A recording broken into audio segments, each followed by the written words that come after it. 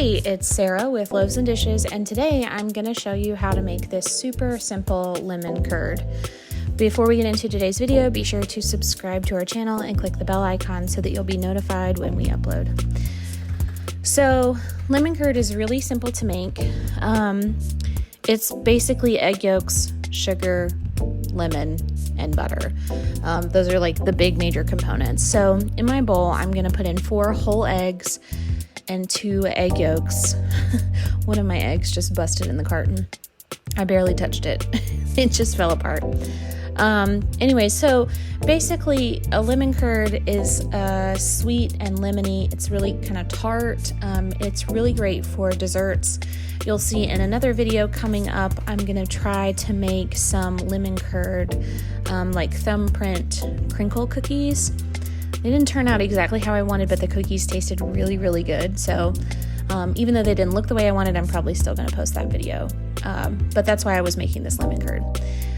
But it would be really great on a cheesecake. You could put it in yogurt. I even think like if you were eating, like if you had a cheese board and maybe you had some softer, like sweeter cheese, it would be really good on a cheese board. I'm not a cheese connoisseur. I don't eat very much cheese, but I just feel like that would be good.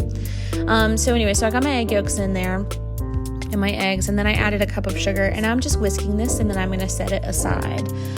This is going to come back in just a minute. So this is sort of similar to when we made creme anglaise. It's kind of the same process, except for with creme anglaise, you want it to be pretty thin, and this we're going to let it continue to cook and thicken. So now in a saucepan, I've got a cup of lemon juice. I'm adding in half a stick of butter and then 2 tablespoons of cream.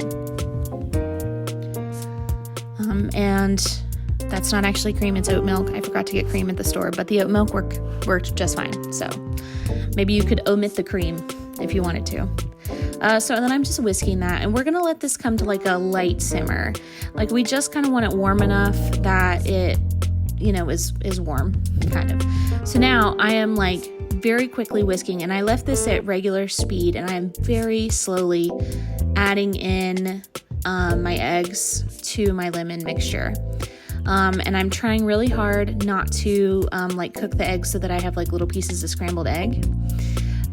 If you're not used to doing this sort of method where you're tempering eggs, I would suggest doing it the opposite way and scooping out a little bit of your hot mixture and with like a ladle, and then like slowly drizzling that into the eggs versus how I'm doing it.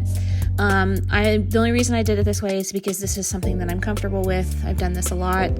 And really, if you just go slow, it will be fine. And we're going to strain the mixture at the end anyways. So even if you do get a couple like kind of scrambled egg like looking pieces, which I did, it'll be fine because we're going to strain them out. So my wrist was getting really tired. So, and I also turned the heat off while I was doing this. And there, I just turned it back on. And I'm just continuing to whisk. So the next clip I sped up, but basically you want to turn the heat back on. I kept mine on low heat. And then I continued to stir it. I eventually moved over to using a spatula so that I could like really see when it thickened up. And I just continued to stir until it thickened.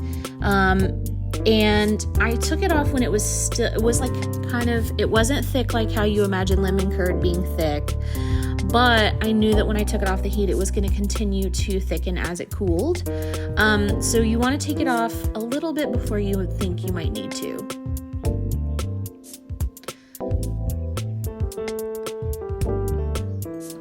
So right about here is where I took mine off. It was like nicely coating the back of my spatula.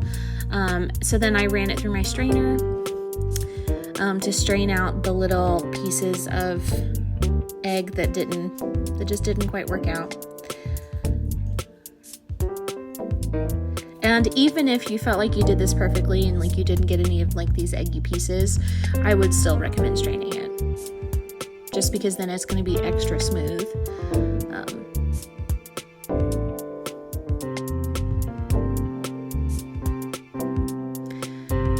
So then I added just a pinch of salt and a little bit of vanilla extract and gave that a quick mix. And that is it. I put this in the fridge and let it firm up some before I used it for cookies. I have more. I'm thinking about making a cheesecake and putting it on the cheesecake. Let me know if you guys want to see my cheesecake recipe. It's really good and really simple. I'd be happy to do that as well. So, but that's it. Be sure to check out Loaves and Dishes, and thanks for watching.